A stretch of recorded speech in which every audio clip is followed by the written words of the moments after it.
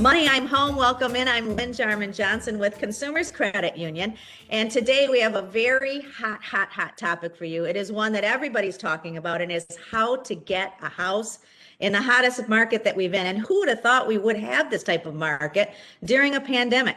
And I know somebody who is absolutely spot on with knowing this marketplace, and that is David Pendly, our Senior Vice President of Mortgages with Consumers Credit Union. David, thanks so much for joining us today. It's great to be here, Lynn. Tell us a little bit about all of the background in this hot housing market. It's been crazy. I just keep hearing of friends and family and people that I work with that they're trying to find a house and they just can't find one. Yeah, it's a perfect storm right now. You know, when you think of mortgage interest rates at below 3% or right at 3%, it's like very cheap money. It's also an exciting time for people who thought, oh, I'd like to sell my house, but I don't know if it's going to sell or not, because literally everybody can probably do a reset right now if they wanted to move up or move down or move out. So if they put it on, the key is that if they put it on, it's going to sell right away, probably. The key is, where do I go? You know, so that's the challenge right now. Will there be a house for me to purchase if mine sells? And there's just a lack of inventory, not just in Michigan, but really all over the country. There's a lack of inventory right now. And part of it is gridlock, because people do want to sell their house. They do want to move on, but they don't have a place to go. So how do you bridge that? How do you find a place to go, and how do you get your offer accepted and then turn around and sell your house and coordinate? That's a big challenge. You mentioned where do I go? And I think that one of the questions that a home buyer might have is it's not the same game anymore. You know, it used to be, okay, you get a realtor, you go to open houses, you choose which house, you have a lot of time to think about it. There is just absolutely, you can't even find a house that's on a market that has an open house that doesn't have 5 offers on it in 5 minutes. Yeah, we were at an open house a week ago Saturday, and there were 30 showings in the first 24 hours. And I said, why are you even having the open house? And the realtor said, we're just going to take best and final at 6 p.m. tonight. So literally within 48 hours, they're going to have multiple offers, clearly over the list price. And it's a question of how well do you know the market? Do you really want to jump into that? And are you able to move and execute very quickly, because you're going to need to?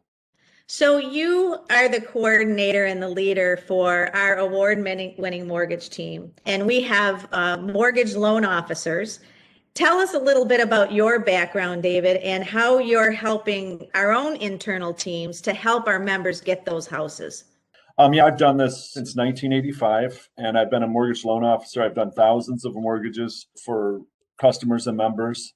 And my philosophy has always been to try to have a comprehensive knowledge of the real estate industry, not just financing, but also the transaction itself, to understand from the realtor's perspective and how to get these offers accepted and so forth.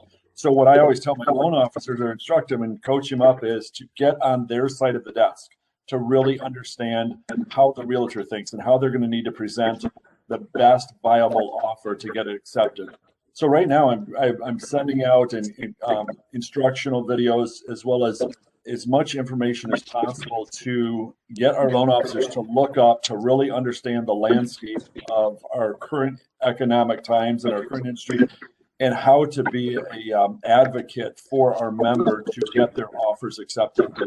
And there's a lot of different strategies to do that. I think when I'm working with real estate agents, they come in all different shapes and sizes and all different levels of experience. So I like to help coach the realtors as much as possible and help be an advocate for them. But one of the questions I have when we're presenting pre-approval for a member to hopefully get their offer accepted is I'll ask the realtor, will you find out what the seller really wants? Because sometimes it's not best price. Sometimes it's I need assurance that they're going to be at the closing on the said date. You know, I don't want a speculative deal that they may not get financing. I need the assurance that maybe a cash offer gets accepted where a mortgage with 5% down doesn't. Maybe the sellers want to stay in the house 30 to 60 days after closing to give them time to find a house. Maybe that's your strategic advantage when you make an offer that, hey, we can move 2 months after closing. We'll do what they call a rent back will rent the house back to the sellers to give them time, and that kind of meets the demand of the market. Maybe it's price. Maybe they are looking and they need to be at the highest price. So maybe you do an escalation clause and say the house is selling for 250,000. We're willing to go up to $270,000. As maybe 5,000 over the highest offer, up to 270,000. So it's really trying to find out what the sellers are looking to do as you're trying to fit your piece of the puzzle into what their puzzle piece is. You bring up a good point. I had never thought about the concept of saying, here's the price, but we'll go up to this. That's very interesting. What happens though when the appraiser gets involved? Because I remember selling our house and you're on pins and needles until the appraisal comes in.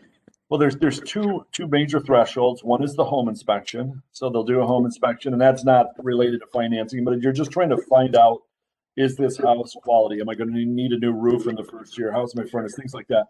So that's one thing. And you can waive your home inspection contingency. As a seller, your seller may say, I know my house needs work.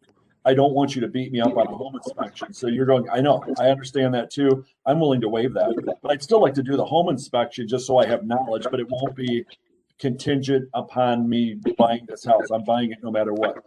The second thing is the appraisal. That's for the lender's benefit and your benefit. So if the house is selling once again for $250,000, a good real estate agent who understands the market is going to educate their buyer, and they say, okay, you've just offered $15,000 over list.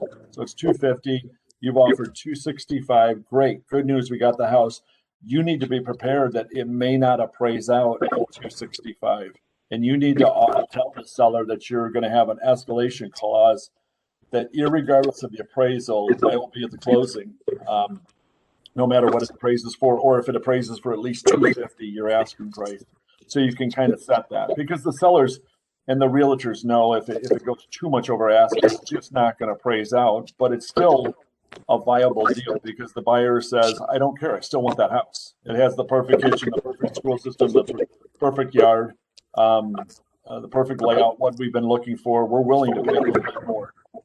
When you look at all of these options that the buyer has, how important is it that the buyer understands that they can ask those questions too of their MLO or of their realtor, and to understand that it's just as important that they understand the real estate landscape as it is that their professional team does? You said a key word, and it's team. And when I'm coaching young buyers or all buyers, I always say build a great team. And that team would be a great loan officer, somebody who really understands what your objective is financially. The other thing is build a great team with a great realtor, somebody you trust, who you feel has your best interest at heart, and possibly an attorney or even an accountant. But either way, that's your team when you go into this. And maybe somebody who's been down this process 3, 4, 5, 6 times, and maybe you just consult them along the way. But if you have 2 to 3 trusted advisors through this, you can kind of pool their collective wisdom as you navigate this very, very intense time right now. Well, it sounds to me like that is the key, making sure that you have people around you that can, get you even in the door, right? And know exactly what you want as a homeowner, and then also what the seller wants too. And so then there's that perfect match. Yeah, exactly. And more than ever, really, I would say don't get caught up in the frenetic pace of this market. I just read an article about a young woman in San Diego. She was like, yay, I got my house. I got it. I want it. Kind of like she wants something. 6 months later, she realized this isn't even the house I wanted, but I just needed to get a house. And I read that same article, and it's buyer's remorse. Like you feel like you have to do it. And then you feel, oh, what did I do? Right. So really identify exactly what you want. I want a 3-bedroom, 2-bath. I'd like it to be in this quadrant of whatever, Grand Rapids or Kalamazoo or whatever. And this is what I'm looking for. And it needs to be under X amount of dollars. And I'm just going to hold out, be patient, because the market will normalize at some point. And so that's the part of just having a collective team to help you, hold you accountable to some of your objectives so you don't get caught up in something that gets ahead of you. Well, David, thank you so much for your time and your expertise. It is so valued, especially right now in this hot, hot, hot marketplace.